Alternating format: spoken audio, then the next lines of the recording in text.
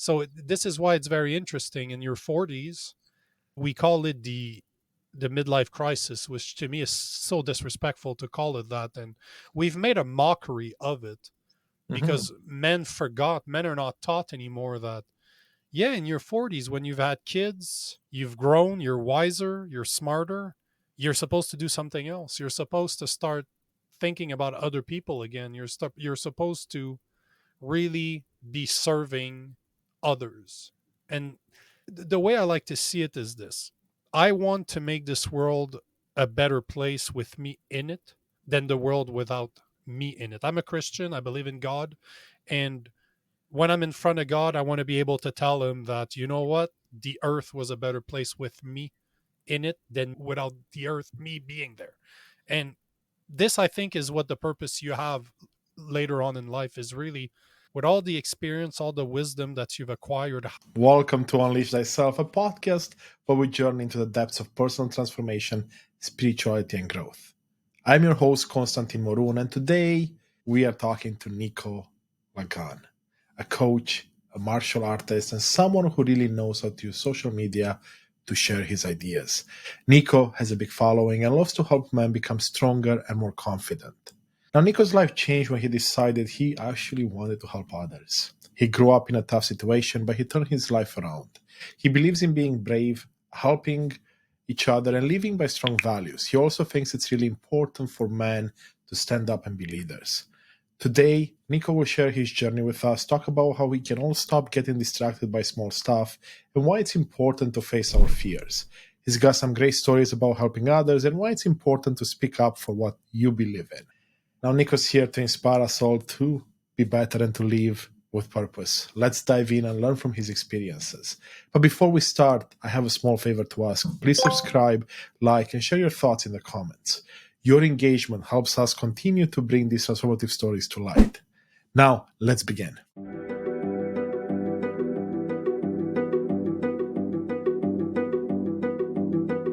Welcome, welcome, everyone. I'm sitting here with Nico Lagan. Nico, how's it going, brother? It's it's going, brother. It's going. It's Long day, good. but it's good. It's good. That's good. That's good. I'm glad to hear that. Now I jump right into it. You say that without a purpose, a man life is meaningless. Mhm. Let's dive right into that because I'll be honest with you. I turned 40 in 2023 and I felt like my life didn't really have a purpose for a very long time, despite having a successful career, happy family life, and all the things that someone would want. Why do you think that is?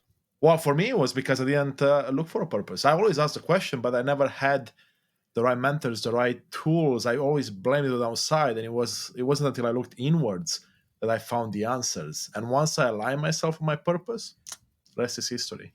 But don't you think that there's different purposes for different time in your life? That's a great question. There absolutely is, and I believe purpose is something that always evolves. Hmm. I But I agree. also, yeah, I also believe something as you have a purpose for your entire life, and then there, of course, like you said, for different stages. But what's your take? Well, to me, there's three different types of purposes. There's a purpose that arrives when you're a boy, where rites of passages were based on, right? Yeah, Your purpose was to be taught what it took to become a man. yeah, That's your first purpose as a man, is to turn between a boy and become a man. Now, once you're a man, your next purpose is to become a good man. And once you are a good man, is to find your, I like to call it your God-given purpose, what you were put on this planet to do. okay, So to me, there's three purposes. Not every man has a third purpose or goes after the third one, which is not necessarily a bad thing. I've had this conversation with a good friend of mine multiple times over the years, and he attributes it to the liberty that you have in your life. If you're somebody with a bit more free time, you were a bit more successful when it comes to your career, you're capable of detaching yourself a bit more from, let's say, your kids are older, because a good man provides and protects his family. This is the most important purpose of a man, is to be there for their family, to be second to their family, to be selfish, like to not be selfish, to be selfless. And there's nothing more noble than that, in my opinion. And some men never go above and beyond that, which is fine. Not everybody has to.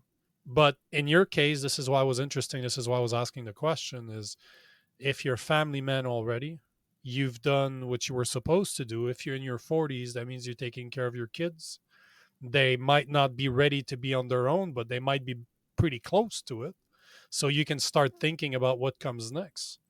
Because once they're not there anymore, you're still a parent, but you don't have the same influence in their life as you did when they were living under the same roof as you.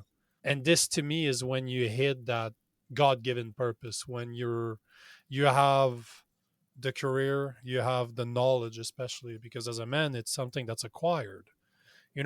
Boys are born, men are made through trials and tribulations. Hmm. We're A man's value is always calculated about what he brings to the table. And as a man, this is something that takes a long time. Like there's a good reason why the average success for a man is in his 40s and his 50s. If you look at very extremely successful men, you have the outliers that were in their 20s and their 30s, but the biggest portion of very successful men happened in their 40s and their 50s because most of us don't come from money. Most of us is something that we need to acquire. And how do you acquire that? Through time. Because you need to build the skills, you need to build the virtues, you need to build the deep rooted values that you are passing on to your family, that you're passing on to the people around you. So this is why it's very interesting in your 40s. We call it the midlife crisis, which to me is so disrespectful to call it that. And we've made a mockery of it Hmm. because men are not taught anymore that, yeah, in your 40s, when you've had kids, you've grown, you're wiser, you're smarter, you're supposed to do something else. You're supposed to start thinking about other people again. You're supposed to really be serving others. And the way I like to see it is this: I want to make this world a better place with me in it than the world without me in it. I'm a Christian, I believe in God. And when I'm in front of God, I want to be able to tell him that, you know what? The earth was a better place with me in it than me without. Like without the earth, me being there. And this I think is what the purpose you have later on in life is really, with all the experience, all the wisdom that you've acquired, how do you share that knowledge with others? How do you make young men better men? How do you help others? How are you hospitable? We were talking about this in church yesterday. One of the biggest values of a Christian is hospitality, being good to other people you don't know. And it doesn't matter that Hmm. they could be prostitute, they could be a king, it don't matter. You're supposed to help others, you're supposed to care about others. Men are supposed to serve. And this is what's not taught anymore, because look at the rate of depression in men. I don't believe in depression. I think depression is a scapegoat that we label something that it's not. Have you This is how I choose to see it. Have you ever heard of a depressed individual that had purpose? No, Have you ever heard of a depressed person that had purpose? probably not. No. Depression is not doesn't mean that you don't have down days. On the contrary, we all do. Life is like a radio wave. You're gonna have some good days, you're gonna have some bad days. But your purpose is gonna make bad days tolerable, because you have faith that you were put here for a reason. You Yeah. have faith that you're supposed to serve others. You have faith that you have meaning in your life. Yeah, I love that. And I mean, I'm someone that talks lots about being depressed and having struggled with that most of Mhm. my life. Yep. And the way you describe it perfectly describes my situation. I went through life without a purpose. And I'm someone that at 40, I don't have children, not yet anyway. Mhm. Right. So I haven't had to Me go neither. through. I don't have kids either. I get it. Right. So then what you said is, yeah, you don't have a purpose. I mean, my purpose was to go to school because that's what they told me, to get a degree, get a job, Yep. and then everything will happen then, right? And of Mhm. course I had the shiny toys, but that was pretty much it. No happiness, no, well, temporary happiness, I shouldn't lie, because there were good moments, Of course. but the negative ones were overwhelming. So coming back to that purpose though for a second, unless you want to dive deeper on this, but you said there's three types of purposes, but to me it sounds like everything leads to this last purpose, because you grow 100%. to be a man, You do your part in those first couple of decades after you become a man, and then it's all about giving back. I'd argue that's the ultimate purpose. And it is, don't get me wrong, this is exactly what I'm saying. What I meant is that not every man gets to do it. Oh yes. Not every man gets to go there. This is why I was saying that my buddy, my good friend of mine, always explained it this way, and I agree with him in a point where if you've been successful enough, if you've been able to provide for your family and create enough wealth, if you will, or enough Hmm. freedom for you to chase after it. Because if you have, like me, for example, I don't have children right now, and but this is what we want this year, my girlfriend and I. This is our goal, at least one of them. That means that I will have to be raising kids for at least the next 20 years. Yes. But I already know what my purpose is. What my God given purpose is, I already know what it is. And the fact that I'm going to have kids is not going to prevent me from chasing it. On the contrary, my kids are going to be exposed to what it is to follow your heart, to follow God day in, Exactly. day out, and to have faith that I am doing the right thing. I was put here to do it. I speak to God every day, and He confirms what I'm supposed to be doing. So, this is something I will be able to teach my kids firsthand because they'll be able to see it. So, there are different orders. Sometimes, like your purpose can be inverted in my situation, and it seems is the same case in yours. Yeah. But for the average person, this is not the flow of their life, right? They normally they turn into they go from a boy to a man to having kids. Through giving to their children, to their family, they become a good man. And then they, once the kids are old enough that they don't have to be dependent anymore, they get to redirect their energies to their God-given. But it is possible, and there's no shame into this either. It's extremely noble. Can you imagine if every single father out there would take the job of being a father to the, as it was their God-given purpose? How better we would be. Same thing for mothers. Imagine that they took this role so seriously, understanding God gave them that purpose to do. Yeah. The world would be a better, the world right Significantly there better. would be extremely a better place. But some people, that's still what they do. And when they grow up, they need a different purpose. That's what the middle life crisis is what do I do now? Hey, it's Konstantin here, and I want to take a brief moment to truly thank you for being a part of this incredible journey of transformation. You are the reason we are creating this content. I see you and I appreciate you. Your support truly means the world to me. I want to ask you for a small favor. I'd love for you to join our mission by hitting like, subscribe, or leaving a thoughtful comment or review. Your engagement helps others discover these insights, and together we can continue to unlock the power of authenticity and personal transformation. And if you want to reach out directly to me, send me an email at constantine@unleashthyself.com. I value any and all feedback. Thank you for being a part of this movement. Now, back to the episode. My kids are gone. I have a good career, I have a good job, I've accomplished things in my life, but as you said earlier, the shiny toys are not enough. It's No, temporary pleasure. And exactly. and it's unfortunate that we're not being taught this because the best lessons in life are taught by pain and suffering. There's a lot of things that we're doing wrong in society today. Like we shelter ourselves and our children from pain. We want to shelter them from experiencing pain, yet read the Bible. It's pain, page after page, it's about pain. Why? Because it's the best teachers. We're kind of stupid. We need consequences to our actions in order for us to learn. If Why do you think the comfort zone is such a killer? Because Yeah. you're never hurting enough to change. This is why you can't teach change to people. I've coached individuals for years, and you know what I've learned? People don't want to change. Yeah. People are not going to change unless they're forced.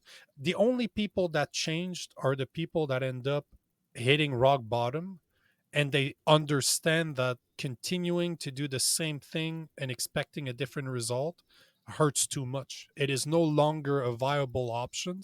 Changing is less painful than continuing to do what you're doing.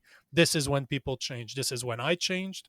This is every single person I've ever talked to that come from a bad background, that come from a very bad place and became something. all had to go through rock bottom. You cannot teach it. I cannot put you in it. It is someplace that you need to end up for yourself in order to change. Yeah, you're absolutely right. I mean, that's what I was too. I had to hit rock bottom, at least in my terms, to be able to propel myself up and come back up. Someone once told me it's like, think about sinking down in a pool or in a lake.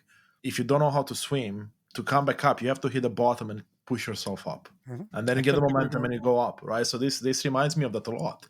And I've been there myself. And it's funny because in the corporate world, I specialize in change management or organization change management. And there's some strict frameworks, but it always comes down to the individuals. And it's very, very tough to get people to change.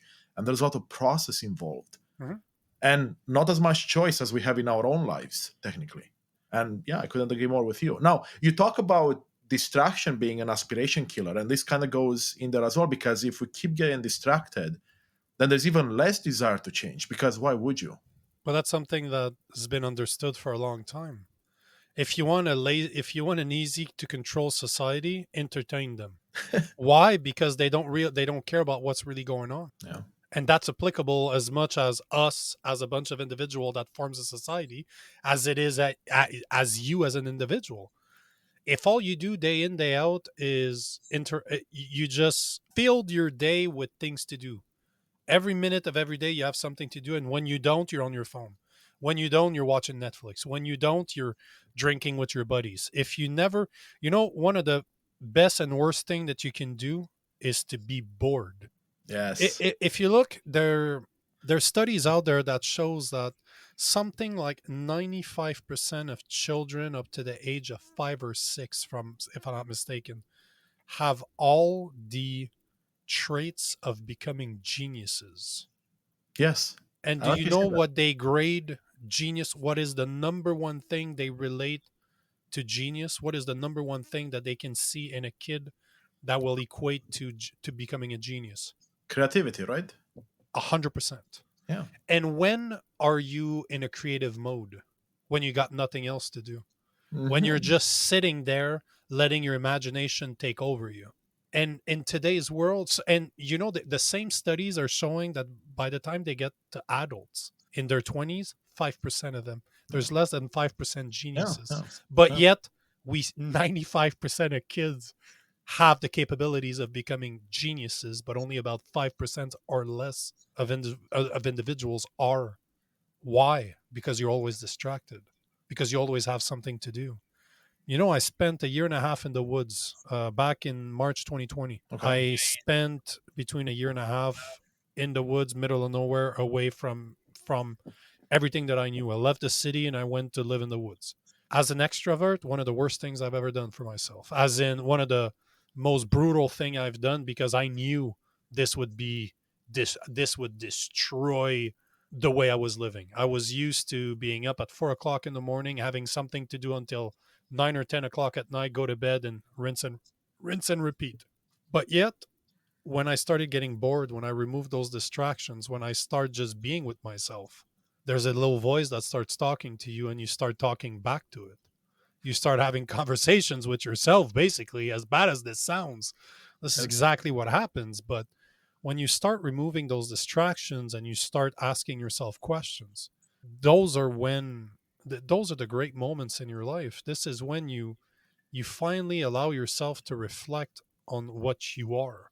Yes. Absolutely. 100%. And I couldn't agree more. I mean, even now, I still catch myself going for the distraction because it's so much easier to just pick up the phone or go online or go on the TV than to sit with your emotions, sit with your feelings, sit with God, if you may, with Mhm. anything like that, because that's, well, again, fear of the unknown. You don't want to change, but also it's painful. It can be painful. I know from my personal experience that was the case.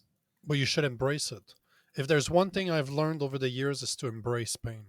I'm not somebody that enjoys it. Like, don't get me wrong. I'm not somebody that likes to be whipped and being tortured in the bedroom. Not at all. I'm not that type of guy. But all I'm saying is pain is there no matter what. No matter what you do, pain is there. There's nothing you can do about it. It's going to be part of your life. If it's the yin yang, it's the two opposites, is the two side of the same coin. There is always good with bad. One comes with the other. Often it's made by us too. Like evil was created by men. We created evil. We are the ones doing evil things. So we cause most of our pain. But Mhm. instead of trying to hide from it, embrace it. Because as I said earlier, pain and suffering are the greatest of teachers. If there's nothing you can do to prevent pain, why run away from it? It's going to be there no matter what. And I can guarantee you that it's going to be a lot less painful to sit with your pain. It will be more condensed in a shorter amount of time. It's going to be more painful for less time than to run away from it. Absolutely, Because 100%. you'll never get rid of it. If you're running away from it, you're running away from something and you know it. Yeah, This is brutal. So not only are you hurting, but you're a coward on top yeah. of it.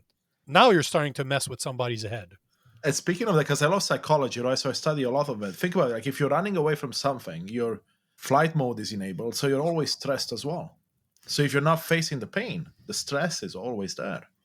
And there's only two way your brain only works, and you're talking about a fight and flight response, Hmm. and there's only two ways your brain can operate. It can operate in a survival mode or it can operate in a growth mode, but never both at the same time. Yeah, You cannot be growing and surviving at the same time. You can't. It's either or. So facing your pain, it's going to suck. It's going to be survival mode for a while. It might, but there's nothing for you to do except accept it, except live with it, except try to understand what it's trying to teach you. Like one of the reasons I'm a Christian is if you look at the Bible, God always teaches lessons through pain. You always have to go through something in order to become something else. Nobody grows because it's fun to do.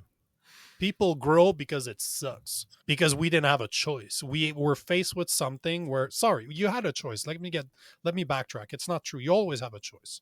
You have a choice to run away from it or you have a choice to embrace it. This yeah, is always your choice. But the day you start understanding that the only path to growth is through pain. We're stupid. We don't learn because everything's going well. We're not like that. We're lazy. You think that human beings have been surviving for hundreds of thousands of years and evolving because it was easy? No. We evolved because we had two choices: die or fight it or embrace it, go through it and change. Those are your options. Life is no different. It just lasts a lot less time, yeah, but it's still the same. It's everywhere around you. I don't care the religion you look at, I don't care the spirituality that you look at. There is always a portion of pain. Always. It's always there. There's nothing you can do about it. Just embrace it. yeah. I mean, if you look at the universal laws of the universe, for example, if one wants to go down that path, the same thing. You have both sides. You cannot have one without the other. How would you know something is good if you have no idea of what bad is? How can you Exactly. ever know what bad is if you don't know what good is? No. You can't. They both go hand to hand, get hand in hand. It's just it is the way it is. Yeah.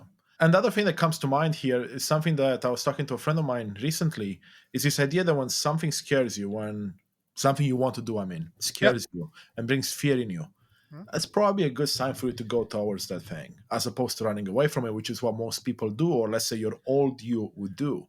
And that was me most of my life. And even now I catch myself doing that. Like, for example, with this friend 2 days ago, we're talking about, we met together in a retreat in Ecuador doing plant medicine. And now, Ayahuasca in Ecuador. yes, that's I'm a it. big fan of psychedelics, so That's I love awesome. psychedelics. I've done it in Peru, so I Peru, understand. there we go. That's my next destination, I think. Yep. But coming back to it, there's something called a darkness retreat. I'm sure you're familiar with it, which is very similar to probably what you did in the forest when you went. Now, essentially, this is you get locked up in a room. This one that I looked at was in a cave for 3, 5, 7, 11 days with no light, no sounds, just you and your thoughts. You get food twice a Oh, day. And man, when I heard about that years ago, and then I came back to revisit. I'm like, wow, that scares me. I'm like, I did hard things, but no. And then the more I thought about it, I'm like, well, if that scares me, that means there's something there for me to pursue. And by the time we finished the conversation an hour later, I was like, when can I book this? I want to go do it. It still scares me, but I want to go towards it. this And is exactly how I do it too. Something scares me, I need to do it. There's something. Why is it scaring me? exactly. There's something.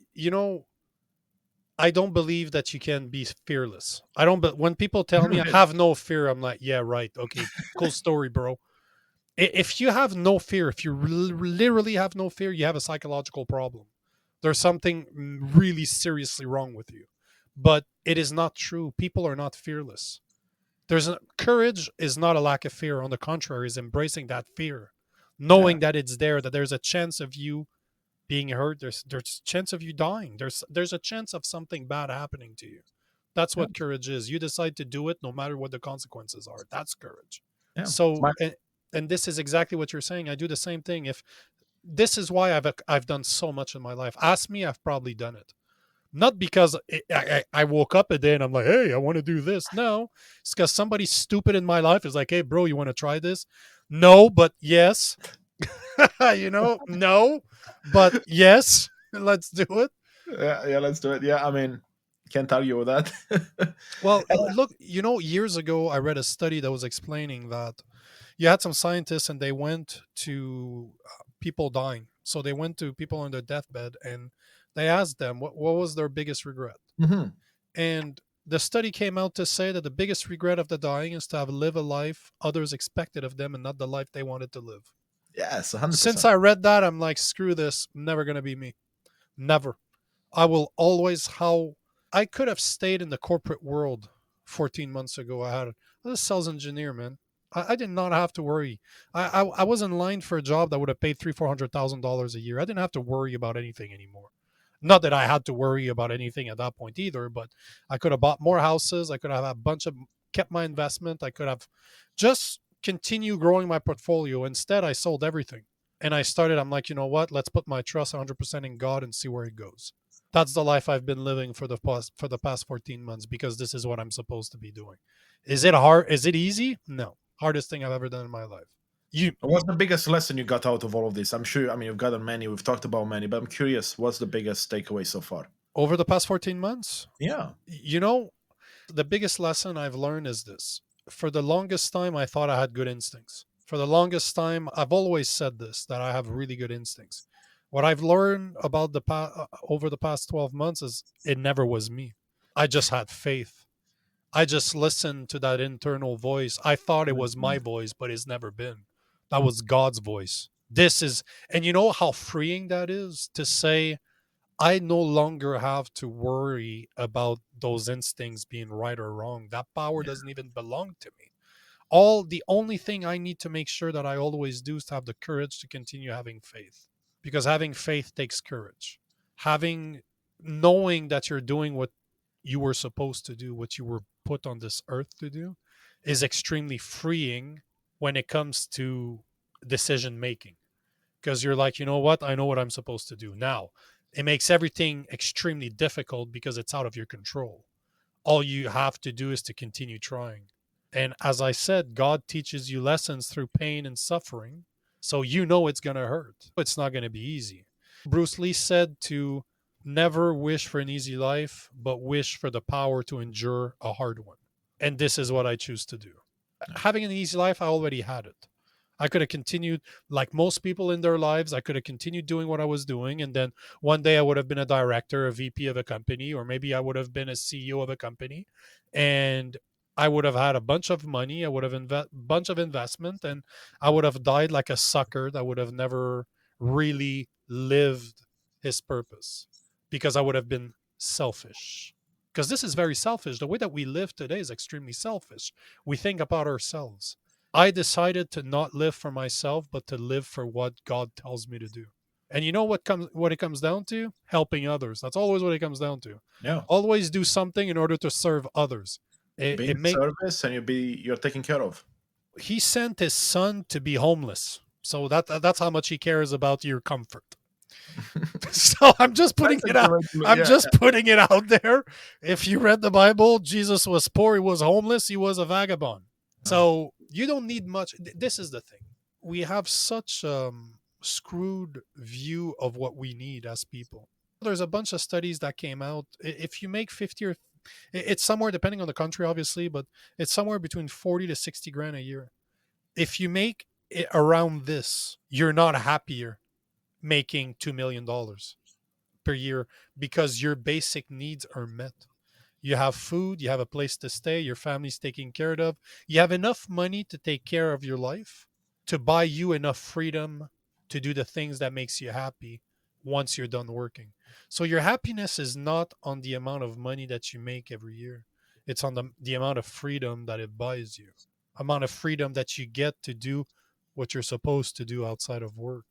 This Exactly. is where the beauty of the this is what I've learned over the past 14 months. I'd rather have less money but be able to spend time with my girlfriend, spend time. You know how many hours I've spent sitting outside with a cigar and on a lawn chair in the sun, cigar, my dog's just there and I'm reading a book.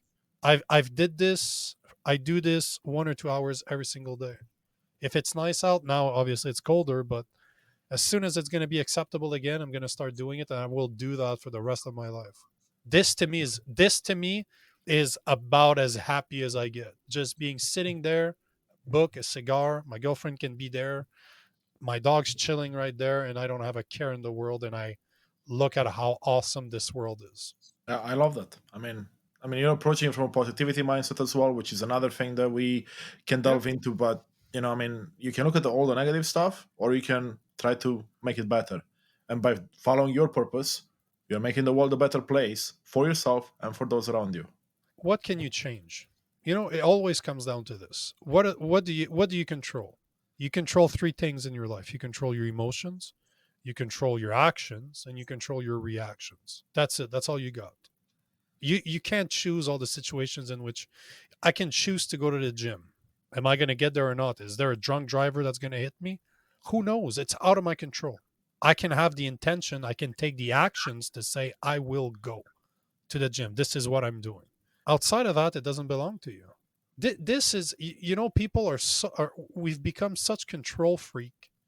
We want to control everything around us, yet we have no impact on it except stressing the hell out of ourselves. Absolutely. You know how freeing it is to say that it's out of my control? It That, is. I've been there. I've done it recently. I mean, more recently in life. It's so freeing. it's hard to achieve. It's hard to let go. It's hard to trust something else. It's hard to say, this is what I'm supposed to do, and I will let an outside force, call it God, call it nature, call it the universe, however label you want to put on, and say, I'm going to put it out there that this is what I'm supposed to be doing. And then I'm going to wait for the people to show up in my life to help me. There's some opportunities that are going to start appearing because you're putting it out there and you're working towards something. Yeah. Another thing I've learned over the past year, I used to do a lot of goal setting. I used to every year I would have a bunch of goals. I would have all the steps to get to that goal. I haven't done that in the past year. I don't know what the goal is anymore. I don't know. The goal is to, again, when I'm in front of the pearly gates and I get to explain myself to God, I want to be able to tell him that I did more good than bad. That's the goal. How am I going to get there? Well, I'll continue serving. I'll continue putting myself out there. I'll continue trying to help others that I don't know, try to help others that are not necessarily nice to me. I'm Yeah. going to try to turn the other cheek when somebody verbally attacks me. I'm going to try to de-escalate the situation. I'm always going to try to just be better, trying to make this place a better place. 100%. And I love listening to how you're describing your life over the last 14 months as well, and everything that has changed. And it's about 17 months for me since I made a big commitment to change. And I've had some of the same realizations. And you touched on faith, right? Having faith that this will be okay and you will get the right answer. For me, it had to start with trust before I got the faith piece. And even now, I still catch myself at times. What I mean, trust that you will be okay, trust that you will get the right answers because you have them within you. And like you said, they're not necessarily yours. I mean, they come from God, universe, whatever you believe in. It doesn't really matter. But those are there. We're just too busy to listen to any of the stuff, and But then we're but not it goes trained to further than accept it. that. But hold on, I'm sorry to cut you off, No, but no, go ahead, go ahead. you're touching on something that I explain all the time. It, faith is I'm a religious guy, so faith is a religious term, but it does not need to be. It can just be a Mhm. spiritual term. And the way I like to explain it is this: there is three types of faith. There is, and see it this way. Let's, for sake of argument, let's replace faith by belief or Okay. believe. In order to create self confidence, you need to first believe that you're capable of achieving what you put your mind to. In Fair. order to create new and meaningful relationships with others, you need to first believe that they are who they say they are. And in order to find purpose, you need to believe that you were put here for a reason. So, trust is Mhm. all about that. How can you ever trust yourself if you don't first believe that you're capable of doing something? It all starts there. Faith is everything. Faith is absolutely, absolutely everything. Yeah, I love that. And I agree with you 100% because I looked at myself. I mean, as I mentioned, I went through all the steps to get to what I am, but everything had to be controlled. Everything had to be, even though I was guided, I didn't feel the way because I had to control every step of the way. And there was not no trust between me and my inner self, me and my God, me and my universe until I actually became aware of that and took action to change those things. And that's the hard part. And it's still a work in progress 16 plus months later for me. It probably still will be in 10 years from now. Yeah. This is the thing. We don't, we're not perfect. We'll continue making mistakes. As much as I have 100% faith in God, it is still hard sometimes to have faith. Like, sometimes it's, oof, I question. I don't lose faith, but I question. I'm like, man, there's really, I came to look at it this way. I don't understand what God's plan is for everybody. I don't. I understand what my part is. I'm playing checkers, God is playing chess. So you need to have faith that you're doing the right thing. You need to have faith that you were put here for a reason, but it's going to be hard. That there's no doubt about it. I don't think there's anything harder than just having, because faith is blind. On social media, I tend to create a lot of content where I challenge people. Hmm. I ask questions that people don't want to answer, and I will tag groups of people. I will ask a religious question to atheists. I will ask questions to feminists talking about traditional femininity. I will ask very masculine questions to people that believe in toxic masculinity. So I challenge people all the time, and it brings me a lot of feedback. Some good, a lot of it is bad, but the whole goal is to challenge people. And I like what you're saying there as well because you can take it a step further. Before you can even challenge people, we should look at challenging ourselves. That's how you build the trust and the belief. Wait a second, you actually have the answers. You don't have to follow someone else's But I think you direction. need to be challenged by somebody else first. Because think about it this Yeah. way: everything that you've learned in your life, somebody or something taught it to you. It was an external source that made you I was just on a podcast earlier and I was talking about this. Every single realization that I've had came from a conversation with someone that I disagreed with. And I was like, you know what? No, what you're saying is up. Hold on here. Okay, hold on. I'll have to get back to you on this one. What? Like, hold on here. And this is the thing. It all comes from, we were talking about how we try to shelter ourselves from pain. We Hmm. try to shelter ourselves from people that hold different beliefs than we do. Because most people today don't like to be challenged. Because you know what it means when you're challenged? That means there's a chance you're wrong. And if that means if you're indeed wrong, that means you might have been wrong for a long time. You might have said a lot of dumb things that you were actually absolutely wrong and you're ashamed of it. So people would rather continue being wrong from an aspect of ego to say, Yeah. you know what? If I don't admit I'm wrong, then I'm not wrong. I can be a victim. Yeah, because once you unravel the first part, you can be like, what else is wrong? If I'm wrong on this, then what else? That is exactly right. You're opening that door. Which is the opposite is also very, very true, which is actually how I would imagine at least me on this path, and maybe even you, when you say, oh, this is right. If this is right, what else is right? Or what else is wrong? Well, yeah, of course. 'Cause- Because if that's right, I came to that realization not too long ago. I was thinking about it. I'm like, I've never met someone that I agree with 100%. of course, agreed. And then I went even further. I like philosophy. So I started thinking, I'm like, I don't even agree with everything I said 6 months ago. So Yes. how can I expect not to be challenged by others If today I would challenge myself from a year ago, if Yeah. I could have a conversation with me from a year ago, I would have a lot of crap to call. Hey, Isn't bro, that the you're definition of growth? absolutely wrong about this. That you're wrong. You're wrong about that. And that's me. That is a one-on-one. I'm not even involving other people. It's just Yeah. me versus me of a year ago. I don't even agree with everything that guy did, said, or whatever. All I'm saying is, how can I expect to go out there in the world and not have people challenge me if I myself would challenge myself from a year ago? Yeah. I mean, that's the definition of growth, right? Because if you looked at that and said, "Oh, I agree with everything I said for the last 10 years," well, Well, have you you haven't grown at grown. all? You- No, no, right? you got worse. Yes. I Yes. guarantee you, if you haven't grown, you got worse. You don't being stale, like being the same. You're getting older, so you Yeah. have less time. So you got worse. Yeah. Yeah. And information passed you by, opportunities passed you by. Absolutely, 100%. And that's So why it brings me back to like another thing I talk to a lot of people about in my life is that the cancel culture, right? I understand that some people do terrible things and they have to be canceled. no, But they if shouldn't. what Never if it's what if it's a pedophile? What if it's someone, a expose them. murderer? Expose them. Yes. That you know this is a thing. I'm a firm believer in free speech, 100%. Yeah. There's no such thing as free speech if a tiny little thing is canceled somewhere. If you do not allow people, if there's free speech is an ultimate. It's either there's free speech or there's not. Mhm. There's no gray area when it comes to free speech.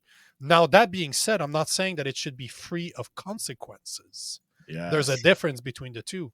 But I want to give people as much rope as they need to hang themselves. I want to know because this is the two ways you can deal with it. You can either give all the freedom in the world to people to say whatever they want to say whenever they want to say it so that you can see exactly the type of individual that they are, or you can prevent those people, force them underground, have them grow and build a following without ever being aware of it because it's done behind closed doors. I would much rather allow everybody to say it out loud in front of everybody so that we know what's coming. You can predict people, you can see exactly what they're doing because they're not worried of the consequences because you're letting them do it. That's a great point. Absolutely.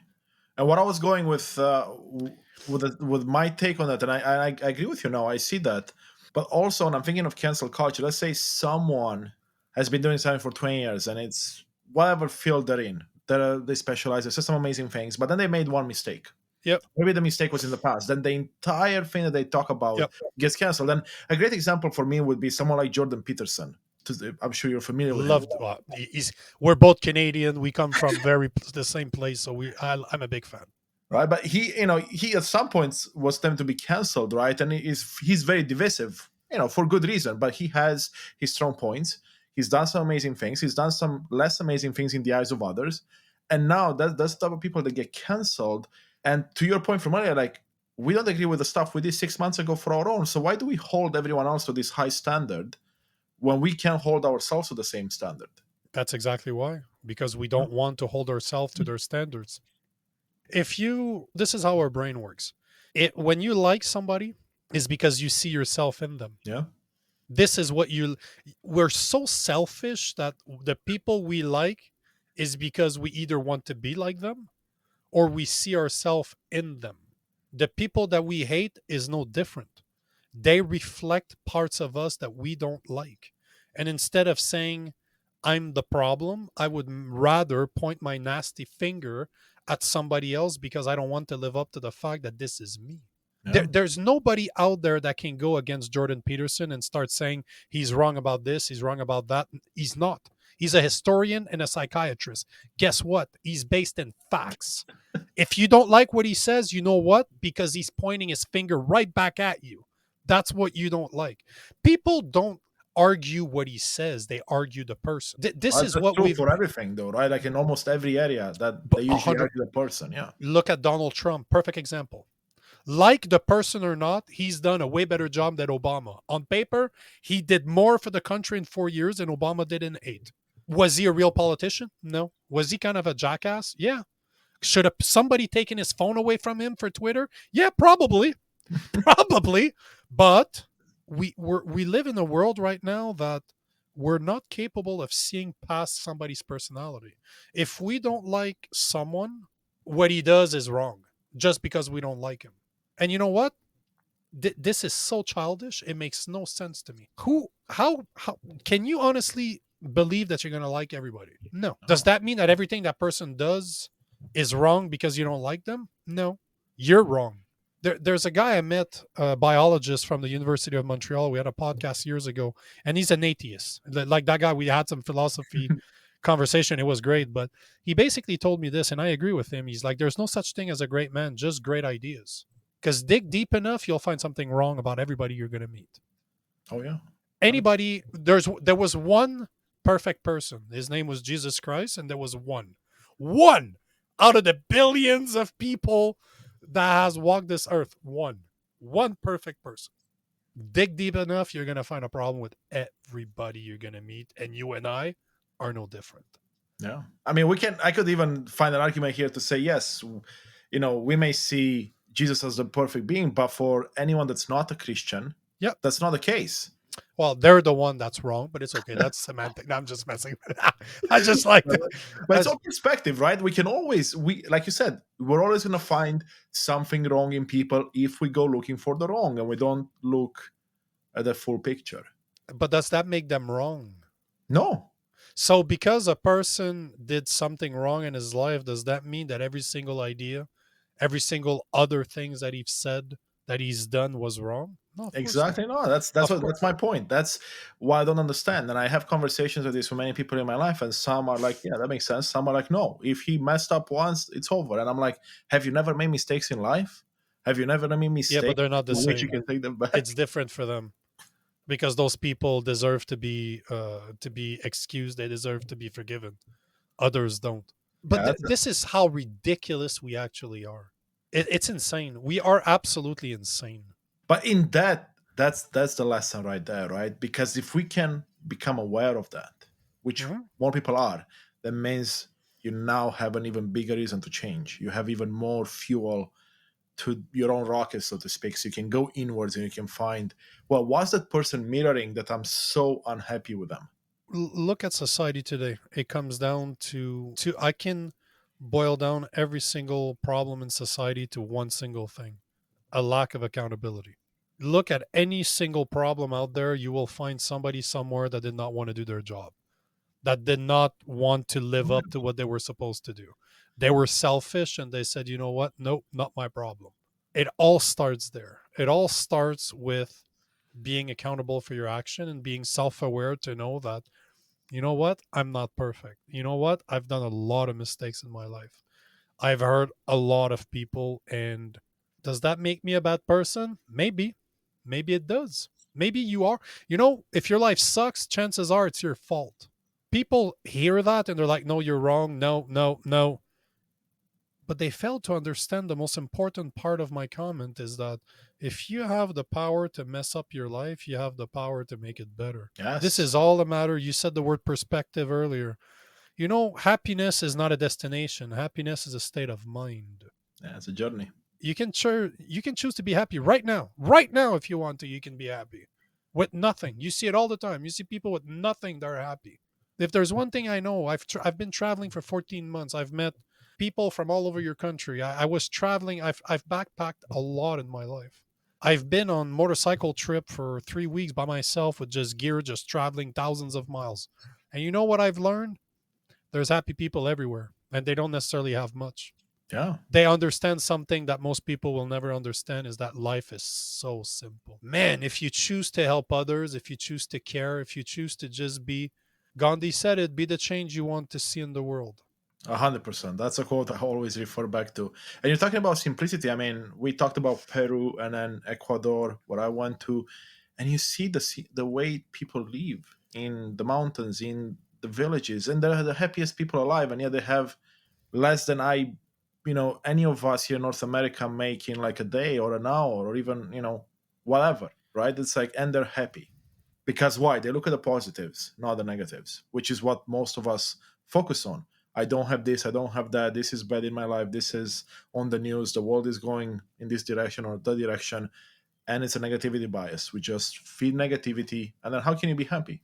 And you know what the worst part is in all of this is that I've been through Peru. I backpacked over Peru. It's extremely poor, and they have whatever they have, they'll share it with you. Yes. This is what I find amazing. So just this year, there was a charity at the church where they found kids that don't have parents or part of the system that would not get Christmas gift. Like they don't have anybody to give them anything. Hmm. So we picked. My girlfriend knows I have a very soft spot for young men, as in I want to help them. Like I want to. I understand what it is to grow up without a father, and if there's something I can do to help them, I would. Instead of buying each other present, we took that money. We didn't buy each other any Christmas gifts, but we gave to a young boy. We gave to a young man. We went to the store, we bought him a bunch of stuff that he wanted. So instead of buying each other something, we chose to do that. Last year, that was Christmas that just passed. Last year we were in Austin, Texas. I was at the gym. It was the 24th. We're at the gym. My girlfriend and I finished working out. On our way out, there's a young man that worked there, probably like 18, 19 years old. And I'm always in touch with my heart. Like I always pay attention to people. And I know I've had conversations with him before, and I knew he came from a different state and he was alone. Like his family wasn't there. He literally packed his car, went there because he had a job right out of college working in a gym. So I'm like, hey, bro, what do you do tonight? Are you doing something? Like, you want to come with us? Like, we live in an RV. We don't have much. Like, we don't have a lot of space, but we'll happily share our food with you if you want to come with us. He ended up staying 2 or 3 weeks with us. Turned out he was homeless. He lived in his car because he couldn't afford to have an apartment yet because he had just moved there just to get that job. All it took is for me to invite him to supper. Yes. Not only that, but that night there was other people. There was a dude that was there to visit his son that lived in Austin, but he came from somewhere like North Dakota or Minnesota. He came from somewhere super far. He drove with his other son to go see his older son that was working as a chef in Austin. We ended up 8 or 9 of us having Christmas together. None of us outside. I knew my girlfriend. I didn't know that young man that I invited. I didn't know the father with his 2 sons. I had no idea who they were. But we ended up a bunch of us just chilling, having a drink, smoking cigars, just enjoying ourselves just because I went out of my way to invite a young man to come join us. How hard is that for people to do it? It's so simple. You can do that tomorrow. There's nothing Today, stopping you you can from do it doing now. that. And it's, There's I mean, those stories are so beautiful, Nico. And all I can think as you're telling the story as well is like, fast forward 10 years from now, if you had exchanged gifts like you would normally do, would you remember that gift 10 years from now? nope. But how about these experiences? Like these will 100%. stay with you for life. But even more importantly, I would imagine, is the impact on those people's lives. That's my point. That, if that kid did not have hope, if that kid had a really bad month, a really bad year because he doesn't have parents, and now complete strangers that he'll never meet, out of love, gave him a bunch of gifts. He has no clue who we are. He'll never get to thank us. We'll never get to see him enjoy them either. But we did it just out of pure love for a perfect stranger. Yeah. Just because we knew that his life would be better, the money would be better spent on him than it would be on us. He would appreciate it more than we do. And exactly like you said, we wouldn't have even remembered 2 or 3 years from now. Not even 10 years, 2, 3 years from now. It wouldn't have mattered what we bought ourselves, but do you know how much that's going to matter to that kid? And those are Ima- the memories you will remember as well for so long. So even if you, let's say, you do it from a selfish point of view, let's say someone yeah, wants to yeah, do it for yeah. myself. I mean, those are the memories that will make you happy when you think back, because I doubt that you will ever think back about that and have anything other than a smile on your face. It's and it's so simple.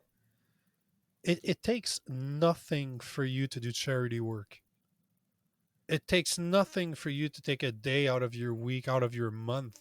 to go help, to go give food to homeless people. It takes nothing away from you from being a big brother in your neighborhood. Like there's big brothers everywhere. There's nothing, you don't have kids, you don't have a brother, you don't have this, you don't have that. You know what? You spend a lot of time sitting on your bum watching Netflix on your phone. Put your phone away. Just go give some time back to other people. Go serve people you don't know. Help complete strangers. There's nothing better for your soul than that. I do it all the time and I will do it.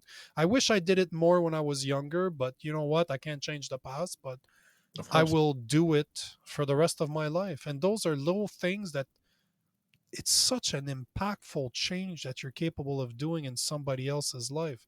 We're here in Alabama. There's a couple that we met at church that went out of their way to come see us to say, hey, we don't know you, but you know what? Do you want to come have lunch with us? Like, once we're done here, do you want to come spend the afternoon with us? We've been here for 3 months now. They're becoming super good friends. They're top five best people I've ever met in my life. That couple, Beautiful. two boys, they're phenomenal people. The only reason we know them is because they went out of their way to say, hey, we know you're not from here. You're far away from your family, because we haven't seen our family in a year and a half now. And they're like, maybe you want to spend time with us now. Yeah. That's it. That's all they had to do, is just to invite us. And now we've seen them 15, 20 times outside of church. We hang out all the time. They're great, great, great people. Yeah. This reminds me, this is slightly different here, but if you think back to your time when I did ayahuasca in Peru and when I did in Ecuador, in my 12 days in Ecuador, because we exchanged such powerful experiences and we were vulnerable and we shared stories, we were there for each other. Again, complete strangers, like you said, Mhm. there for each other. I have 10 plus amazing friends out of that 2 years later. I've been in Nova Scotia, Canada, here, Halifax, where I'm at for 6 years, and I cannot say I have one friend on the same level as that. And that was 12 days with strangers from all over America, UK, Australia, even. How do we explain that? Right? I mean, we can, of course, but it goes in the same vein, right? Because when you go out of your way to just be there for someone, it doesn't matter if it's financially, emotionally, there's different levers there, but Yep. be there for someone. The bonds that you form are just incredible. And ayahuasca is an extreme, because it is an extreme experience. Like, Yes. it's going to be if you've never done it, it's an interesting journey. But the worst part is that you don't even need to go that far. That's an impact you can start having tomorrow. Yes, absolutely. This is the play. This is the thing that we forget. This is the thing that we're not being taught, and it's unfortunate because we all have the power to do it. Every single one of us have the power to do it now. And that's a beautiful message to kind of wrap things up because leave people with this idea that hey, you can be the change you want to see in the world, like we mentioned earlier, and just starts with a small act of kindness, essentially, right? Go out of Couldn't have your said it way. better. Yep. Yeah. You don't even need to go out of your way. You're supposed to be doing it. No, no, but seriously, there's nothing more natural than helping somebody else. There's nothing more natural than that. Yeah, when it comes to our raw humanness, I agree with you 100%, but that's not what society is teaching us, right? No, no, it's harder for So we us have to go. to remember. It's so toxic for us to go against it, to not care about our neighbors. It's a stupid, stupid thing. My neighbor right here, we work from home. I run my business from the RV. The neighbor works super long hours. He has a dog. I'm a big fan of dogs. My girlfriend and I went to see him last month and we're like, hey, there's nothing stopping us from taking your dog out. So now during the day when we know he's gonna be gone for a while, we take the dog out, we walk her, and then we put her back. Do you know how much it takes? Nothing out of my time. I'm here. I actually really like his dog too. She's a super cool dog. But it takes nothing out of me. He gave me one of his keys and he's like, bro, anytime, like just you want to take her out, perfect. But then the other day we were going somewhere, there was a thunderstorm. Dogs don't like thunderstorm. We asked them, like, hey, if it's too shaky, because there are a lot of tornadoes around here. So I'm like, hey, if something happens, can you grab? And he's like, oh yeah, there was a bit of thunderstorm. So I went to your place, I grabbed your dog, and she spent time with us. She just chilled with us. But all came down because we offered to just take his dog out. And now he's a super cool dude. Like, he's a super nice guy. I see that this is what brings up to me right now is we talked about trust and faith at the beginning. Mhm. Well, in the middle of it. This is what it comes back to because you had to trust and he had to trust back, which again, we're not shown or taught throughout our life. It's So you had, harder not to trust than it is to trust. No, but seriously, yeah. I've been burned. I can tell you that I get burned more often than not. By trying to help other people, people take advantage of me all the time. But you know what? And my girlfriend tells me that all the time, that you need to stop. You need to be more selfish. And I'm like, no, because I wouldn't be me. I could get burned 9 out of 10 times. And the one time I don't get burned, the one time I actually have an impact on somebody's life, makes the other 9 times worth it.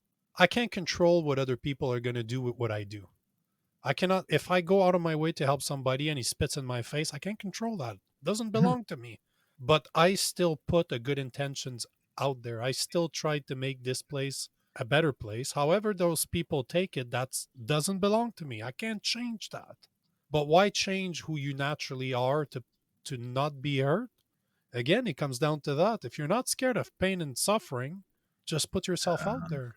It all comes down to that. If you start embracing pain and say, you know what, it is a consequences. It is a consequence. It is definitely something that young man that we helped last year for 3 weeks turned out he was a drug addict. Turns out that the reason he lived in his car is because all his money went for his drug addiction. But I offered him. I'm like, bro, he lost his job at that gym because he was getting high at work. So I went to speak to the manager that runs the gym, and I'm like, bro, can do you know of a program we can put him on? We had found him a program that was 100% free, that was done by the state.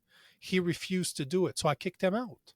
I cannot change. I had all the best of intentions. I wanted the best for him. He could call me today, a year later, and say, hey man, I need your help. I'd help him again. But you can't change the way he's going to be. So I kicked him out because there's no way I was putting my girlfriend at risk. Somebody that's like drugs, and we're not talking weed here, right? So Yeah. somebody that has a real addiction, I don't keep that away. I don't, I'm not going to put my girlfriend in danger. I'm not worried about me.